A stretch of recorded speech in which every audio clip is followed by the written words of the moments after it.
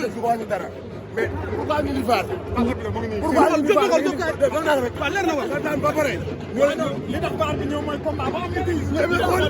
waaw mais ñoom est-ce que arbitre yi jox nañu combat ba am na. waaw léegi arbitre bi mais Baye Mara ko léegi arbitre bu yàqee lamb bu yàqee lamb arbitre bu yàqee lamb dégg nga arbitre bu yàqee lamb kon dara du si am léegi yow kenn du ko teg daan kenn du ko def dara lii neexul quoi 30 bloc bi laa jël 9 kilos parce que Seydina Mohamed bi 300 jël 30 bloc laa jël ndax sama lamb lan nga d'accord sama victoire fi ma ko joxe mooy ànd ko dara dama ko dem xool ko léegi ma gis ko man lu ma gisul du ma ko wax si Farma Diagne wan na ko moom leer xam nga li la yoon may waaw mais benn saa foofu loolu c'est trop tard gannaaw arbitre dañoo war a dem fa barke alxuraan sant yàlla dafa métti parce que Guédiawaye ñëpp a ñëw tey ñun Guédiawaye la ñu am amuñu Guédiawaye parce que ñun ñëpp sama njaboot lañu bu ñuy bëree comme niru daan new fi maa fi kilibé gi ma ñëw ànd ak ñoom mais maa lay waxal yow yàlla defal jàmm defal lu sutura gis nañ seen liggéey vraiment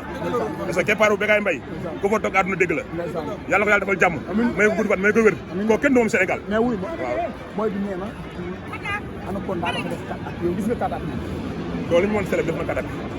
mais bëri waroon egg foofu gis nga bu booy bëri pay daf ko doon yokkal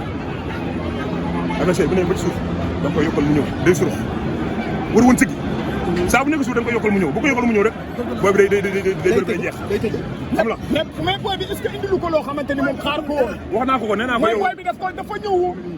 may ko mu xalaat parce que Anaconda li lay bëree nee naa ko booy bi saa boo eggee sa wet bi mu ngi ñibbi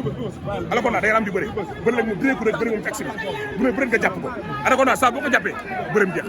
mais c'est un champion yoon am na lu ñu may ñu dem seeti ko